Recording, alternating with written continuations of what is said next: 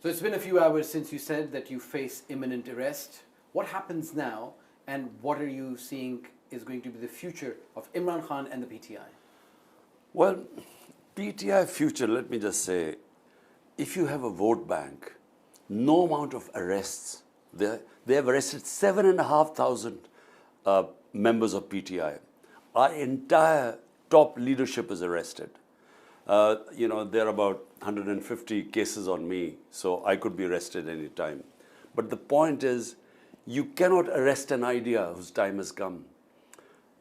If you look at the polls, the poll ratings, the surveys, PTI is 70% now. So no party has had such popularity. So this is madness what is going on. They're trying to basically kill democracy because, by killing the biggest or trying to crush the biggest party in the country, the only federal party in the country, they're actually dismantling democracy. This program might hear when you might be behind bars. As you said that an arrest is imminent. My question was that what happens to Imran Khan if he goes to jail, and what happens to the Pakistan Tehreek-e-Insaf? Well, I was in jail for 4 days, and I had no idea what was going on because I was completely cut off from all news. So it was only after 4 days I discovered what had happened since I was, when I was abducted from the precincts of the High Court, Islamabad, unlawfully as ruled by the Supreme Court. And so it was only afterwards I discovered the demonstrations and the impact. And sadly, 25 people died of that we know about. And there were up to 600 people who got injured, 600 people got injured. So what I don't want is, if I am jailed again, I do not want violence. Because violence feeds into the narrative of the PDM or these parties who are petrified of elections, because they then use that violence to then clamp down on us and this crackdown on us, where anyone affiliated with PTI is just thrown into jail. But the 7,500 people who've been arrested, as the government has been saying, the cases against them are of incitement, aiding, abetting violence. We saw ambulances being burned, public property being torched. These are people who are chanting for you. Look, all this is, you can easily, through a proper investigation, find out that a party for 27 years has never indulged in violence. When I was shot, they almost killed me. 12 of our people got bullet wounds. Even then there was no arson. I mean, surely when they try and kill the head of a party and people saw me in hospital, yet you never saw any buildings being burned and all this happening. This was a pre-planned thing. And in front of your viewers, I'm saying any independent investigation will prove this. How can the Corps Commander's house, now remember, I have grown up in Lahore. Corps Commander house is about 2 miles from my house. We know the amount of security there. How come demonstrations were allowed to walk all the way 2 hours from Liberty Chalk to there? How come there was no police there? How come it was left unguarded? And what about the CCTV footage? Why don't they bring that footage out? You will know who did what. This was a conspiracy. They used that. They burned the house. I know we didn't do it because the head of our Punjab president, Dr. Yasmin, she's sitting there and telling the demonstrators, don't go inside the house. But they've got videos of your leaders saying that we have to go to the GHQ. Shahriar Afridi, for instance, there's a video of him calling for people to go to the GHQ. Going to the GHQ is not a crime. It is part of Pakistan. You can demonstrate peacefully anywhere in this country. And when they see me being abducted by the army, the natural response would have been demonstrating peacefully in front of GHQ or whatever. But no one called for violence. Not one of our leaders said that you go and break things or burn down buildings. But we've never done it in 27 years. So all I want is an independent investigation. I'm confident that everyone will be exposed. We know where the police burned their vehicles. We know Radio Pakistan, Peshawar. There was no demonstration there. How come it got burned down? The demonstrator was 3 miles away. So I think, and why hasn't there been an investigation? That 25 people were shot, straight bullet wounds. All the people, hundreds of 600 people getting bullet wounds. How come there's no investigation there? In France, you see people demonstrators throwing petrol bombs at the police. How come no one shoots them there? I mean, there are demonstrations all over the world. But you don't they were straight firing into the crowd. Why has there been no investigation in that? Well, the government says that it is investigating and geotagging the people who were there, it's tracking their phones, and it accuses you of harboring dozens of what it calls terrorists who were involved in the arson. You see, first of all, let's find what is behind all this. The PDM and the establishment, they are petrified of elections. Why are they petrified? Because every survey says PTI will get 2/3 majority the moment there are elections. Now, to avoid elections, even before this, they had 145 cases on me, criminal cases. A man who's known in this country for 50 years had never had one criminal case. Just in 4 or 5 months, 150 criminal cases. Why? To get me out of the race, get me disqualified. 2 assassination attempts. One where I got shot. Then there was I almost got killed in another attempt in the judicial complex in Islamabad. So why? It's to get me out of the race. So if you understand the reasoning by what is going on right now, the establishment and the PDM parties, then you will know they use this as a pretext to actually crush PTI. How can they have found the 7,500 PTI workers were involved? Have they any evidence? Most of them have not even been produced in a court of law. They've just conducted a reign of terror, breaking people's houses, walking in the middle of the night. Anyone whose PTI has been attacked by the security agencies. Independent analysts say that there's a pattern to what happens in Pakistan. Whoever is in government says they're on the same page, as you did when you were in power. Now the people who are in power say they're hand in glove with the military establishment. The relationship has never been better as it is now. And when they come in the opposition, they accuse the party in power of taking them out of politics. Look, 2 different things now. Never, in my 3.5 years of power, can you tell me of any incidents like what has been happening to us for 1 year? The PMLN was cracked down on. The television screens were not allowed to air their interviews. Their leadership was rounded up, including their women as well. This is what they're saying on television screens. It is just such a bunch of lies. First of all, during our time, there were only 5% of the cases against them. 95% of corruption cases against the PML leadership was from their own time. Remember, Ishaq Dar ran away when it was PML government. Nawaz Sharif's 2 sons ran away from Pakistan during their government. You allowed Nawaz to leave, though. No, but first of all the 95% of the corruption cases were when we inherited them. Nawaz went during our time, but unfortunately, we didn't realize that his reports were all doctored. We thought he wouldn't survive a day. We were told in the cabinets. Anyway, what I'm saying is that you cannot even think of comparing what has happened to us in the last 1 year as opposed to what happened to them. I mean, when Nawaz Sharif was why was he banned? Because he was convicted by the Supreme Court. He lied that he was ill. He left the country. A convict leaves the country, absconds from justice, and he was making speeches from London. That's when the courts took a decision. Why have I been banned? I've not even been convicted of one thing. I mean, these are all allegations. So I'm banned from television. They can't show any of my live addresses. My senior leadership, everyone is now lumbered with cases. All our time is spent from going from one court to the other to get bail. This never happened with PML. So now, you say that the problem is with the army chief, but you also say that you promise that you will not sack him. So which one is it? Look, all I'm saying is that the establishment is one man, the army chief. Whatever he decides, it's a disciplined army, as it should be. Now, I have no problem with him. But he seems to have a problem with me. There's something floating out on the social media about some statement or allegations he's made against me, which are quite worrisome because that's what he thinks about me. But it's his problem. There's some reason why he has decided that whatever happens, Imran Khan cannot come into power. But I have no problem with him.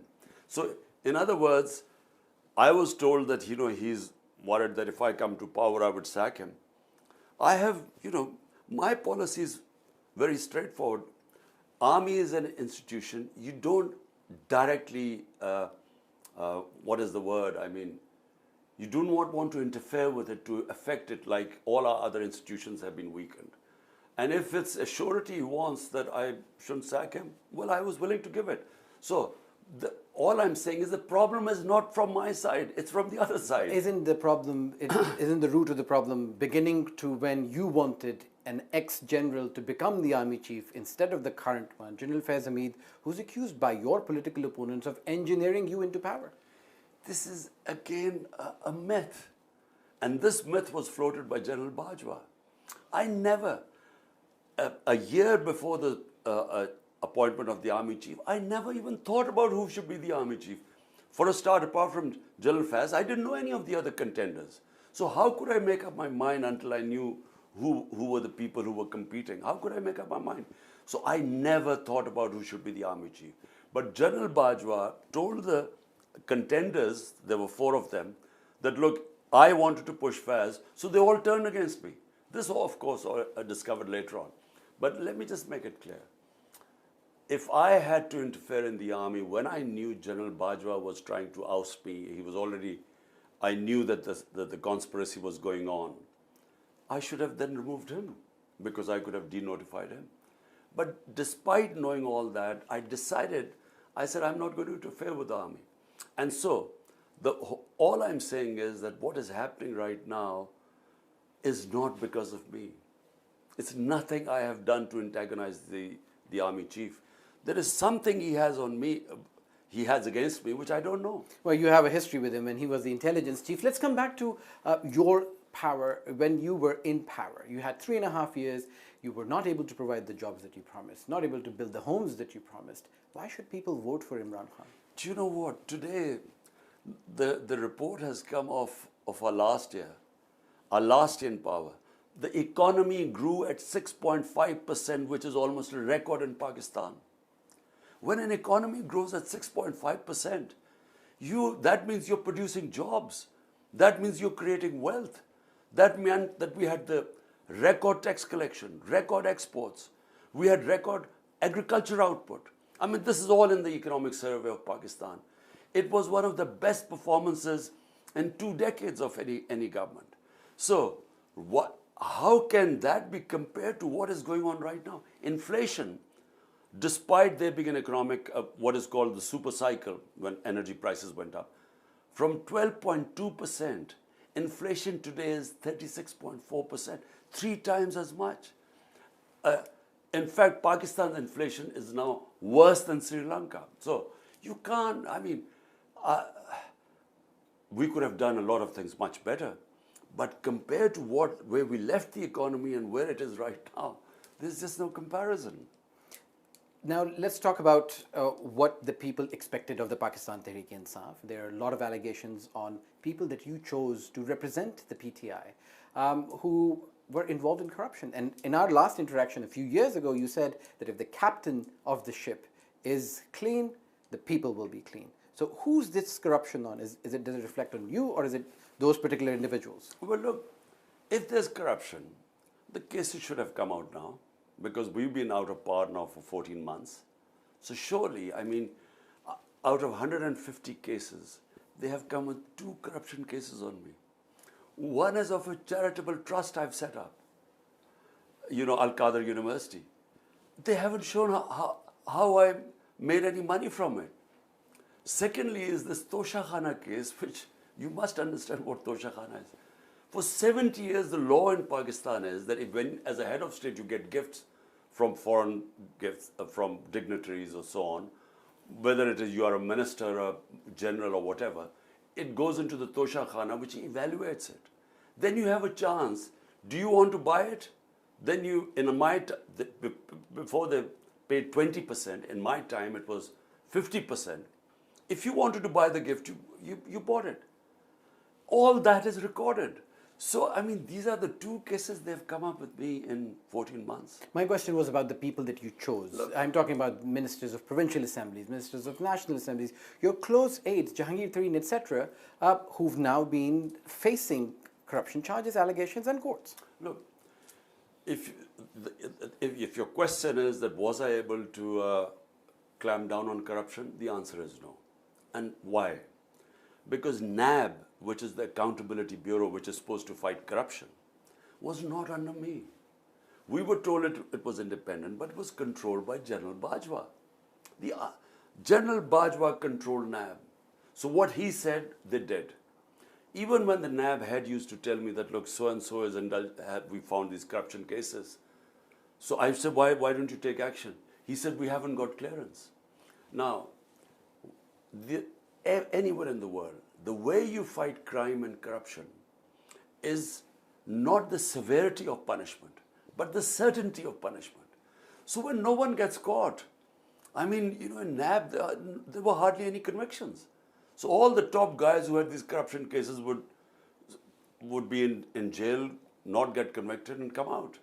And and when you spoke to NAB, they said, look, we are being controlled by GHQ or General Bajwa.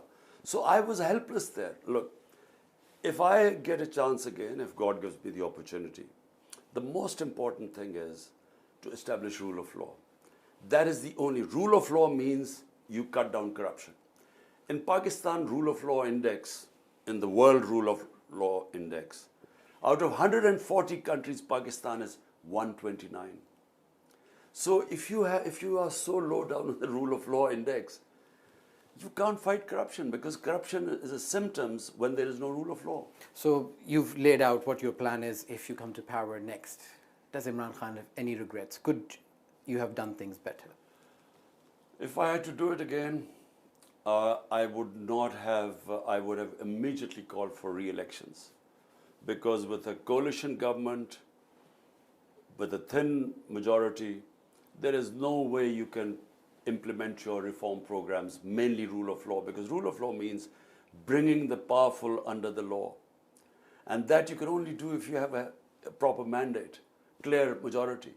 Because if you don't have a clear majority like I did, then all the time I was blackmailed. Whenever I would go after some powerful mafia, they would somehow penetrate, and I just couldn't succeed. And of course, then there was General Bajwa.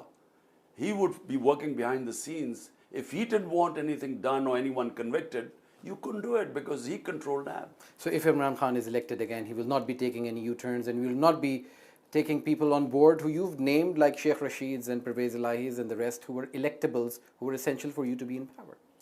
No, look, if I get a chance again, I will only take government if I have a clear majority. I come up with a strong majority. Because without that, the most important thing for Pakistan to get out of this economic mess we are in, or the full stop, the political mess, is only one thing: rule of law. Rule of law can only, I repeat, be implemented when you have a powerful government, a clear majority. And rule of law is the beginning of the rise of Pakistan. Because you will only get democracy can only take place when there's rule of law. Prosperity only comes when there's rule of law. Investment comes with rule of law. Countries that have secure and rule of law invite investment. So what is Dubai compared to Pakistan? Look at our resources in this country. But people from here go and invest in Dubai. Is Imran Khan essential for Pakistan? What is Pakistan's future with or without Imran Khan? I don't know what, I'm not that arrogant or, believe that without me the country won't survive.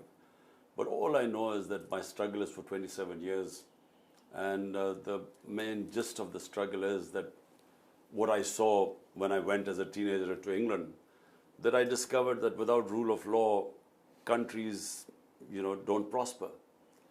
You don't have democracy. So the key to a civilized society is where everyone is equal before the law. And unfortunately, Pakistan, from its beginning, has the law of the jungle. The powerful are above law, and the ordinary people don't have access to justice. And societies like that can never prosper. The entire developing world is poor not because of lack of resources, because they don't have justice. Mr. Imran Khan, Chairman, Pakistan Tehreek-e-Insaf, thank you very much for talking to Al Jazeera. Thank you. Thank you.